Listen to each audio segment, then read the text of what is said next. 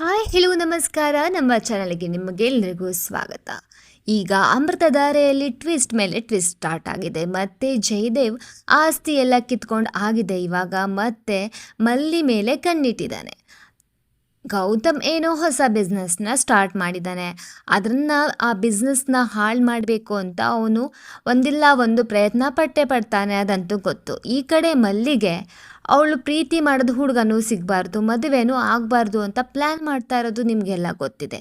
ಆದರೆ ಇವಾಗ ಇನ್ನೊಂದು ಪ್ಲ್ಯಾನ್ ಮಾಡಿದ್ದಾನೆ. ಮಲ್ಲಿ ಪಾಪ ಅಷ್ಟು ಏಜ್ನಲ್ಲೂ ಚೆನ್ನಾಗಿ ಓದಿ IAS ಎಕ್ಸಾಮ್ ಪಾಸ್ ಮಾಡಬೇಕು ಅಂತ ಅಷ್ಟೊಂದು ಓದ್ತಾ ಇದ್ರೆ ಅದ್ರ ಮೇಲೆ ಕಣ್ಣು ಹಾಕಿದ್ದಾನೆ ಈ ಕೇಡಿ. ಜಯದೇವ್ ಈಗ ಏನ್ ಮಾಡ್ತಾ ಇದ್ದಾನೆ ಅಂದ್ರೆ ಮಲ್ಲಿನ ಓದ್ಕೊಳಕ್ಕೆ ಬಿಡಬಾರ್ದು, ಅವಳನ್ನ ಡಿಸ್ಟರ್ಬ್ ಮಾಡಬೇಕು ಅಂತ ಬೇಕು ಅಂತಾನೆ ಸುನಿಲ್ ಅವ್ರನ್ನ ಮಾತಾಡ್ಸು ಅಂತ ಕಳಿಸ್ತಾ ಇರ್ತಾನೆ. ಅವನ ಪ್ಲಾನ್ ಏನು ಅಂದ್ರೆ ಸುನಿಲ್ನ ಅವನ್ನ ಮಾತಾಡಬೇಕು, ಅವಳಿಗೆ ಓದದೇ ಇರೋ ಥರ ಮಾಡಬೇಕು.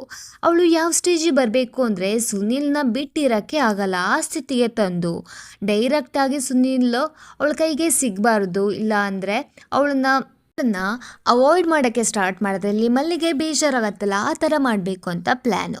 ಸುನಿಲ್ನ ಇಲ್ಲಿ ಗೌತಮ್ ಮನೆಗೆ ಕಳಿಸ್ತಾನೆ. ಆಗ ಏನು ಹೇಳ್ತಾಳೆ ಇಲ್ಲಿ ಭೂಮಿಕಾ, ನೋಡಿ ಸುನಿಲ್ ಅವರೇ, ಇವಾಗ ಎಕ್ಸಾಮ್ ಟೈಮ್ ಇದೆ, ಅವಳಿಗೆ ನೀವು ಡಿಸ್ಟರ್ಬ್ ಮಾಡಬಾರ್ದಲ್ವಾ, ಅದಕ್ಕೋಸ್ಕರ ಏನು ಮಾಡಿ 5 ಮಿನಿಟ್ಸ್ ಕೊಡ್ತೀನಿ ಅಷ್ಟೇ, ನೀವು ಮಾತಾಡ್ಕೊಂಡು ಹೋಗಬೇಕು ಅಷ್ಟೇ ಅಂತ ಹೇಳ್ತಾರೆ.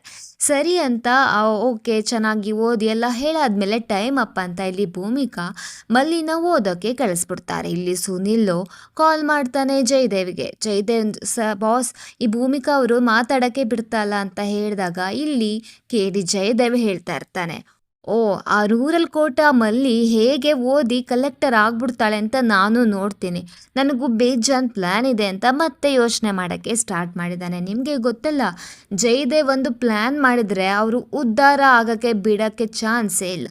ನೆಕ್ಸ್ಟ್ ಅವನು ಏನೇನು ಪ್ಲ್ಯಾನ್ ಮಾಡ್ತಾನೆ ಅಂತ ನೀವು ವಿಡಿಯೋಸ್ಗೋಸ್ಕರ ಎಪಿಸೋಡ್ನ ನೋಡಿ. ಜೀ ಕನ್ನಡದಲ್ಲಿ 7 ಗಂಟೆಗೆ ಪ್ರಸಾರ ಆಗುತ್ತೆ.